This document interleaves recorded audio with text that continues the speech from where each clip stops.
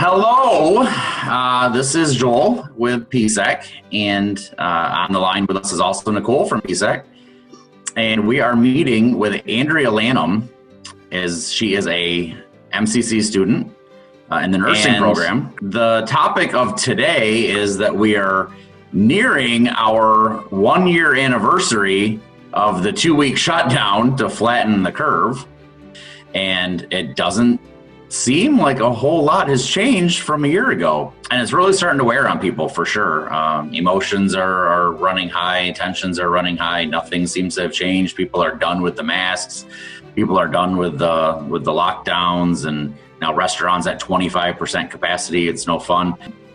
And this has really started to trigger with some of our students that have kids, especially, and Andrea is one of those. Andrea, hi, you want to tell us about yourself a little bit? I am in my 3rd semester at Mott. I'm a single parent of a 11-month-old. She was born the day after the national emergency was declared. That must have been a lot of fun to deal with.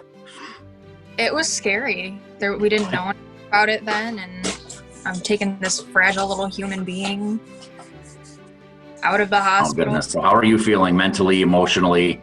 What was going on with you? It was a disaster. Basically, everything was crashing down. I actually was working in healthcare then. I took care of Alzheimer's patients. And so I ended up, going on maternity leave, and I never went back. I went into manufacturing instead, something a little bit safer. It was really, really stressful. I was doing half of my credits online and the other half in person. So it was really important for me to go to class, and then all of a sudden it was online, and there was this huge shift. I ended up getting a 4.0 for this semester, but it was really, really tough.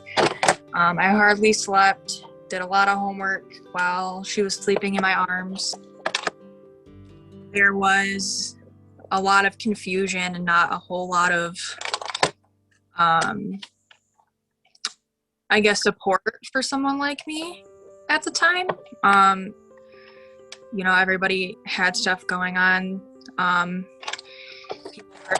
It was especially hard because it's so isolated. There's nobody to come over and help with a new baby. You don't want anybody, that's sick around, and you just couldn't take any chances. So it was pretty much just 24/7, homework, taking care of a baby, trying to survive. Okay, so what did you do to keep your head up? I actually had a super great professor, Michelle Dunham. She is so awesome. She actually checked up on me a lot. I was at Dorsey first for an LPN program, but they basically told me to have my daughter on a weekend, and that if I missed a day that I'm going to get cut. So I said, okay, and went to my Dr. Dunham. She is so great. She knew my situation because we had talked a lot. And she would call me. She Zoomed with me and met Grace, and just reached out. She gave me an extension on the biggest paper of the semester, which otherwise I probably would have failed the class. So I'm super thankful for that.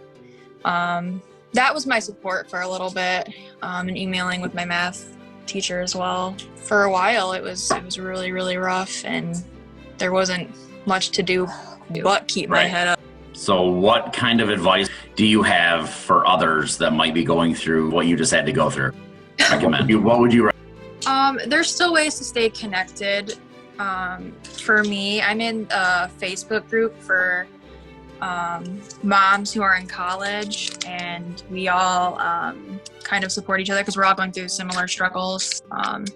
Whether it's childcare or professors who just don't get it, or there's a lot of group projects still, and people don't get it that you're not available 24/7, or there will be noise in the background. And time management is a big one. I stay up late. I do homework on breaks at work. It's not ideal, but it's what works for right now. Definitely find community, whether it's one person, it's a professor that's helpful, or, even if it's a Facebook group, or if you're comfortable with being with, What about people in person. any other student parents that are struggling? What kind of advice? But yeah, talk to your professors. They can't help you if they don't know what's going on. Communication in general. So, outside of school and work, what is it that you do to recharge your batteries? It is a lot of things. I think it's important, even if you're so busy, to schedule time for self-care. Sometimes you just have to give yourself time to do nothing.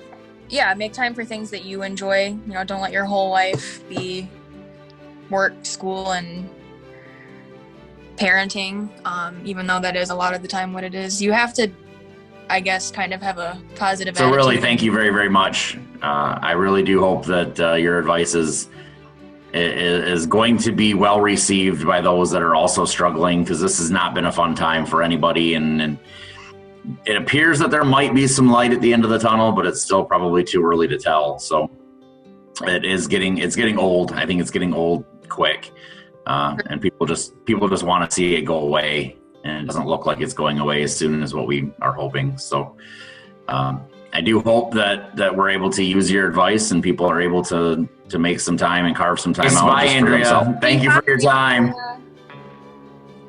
Bye. Bye.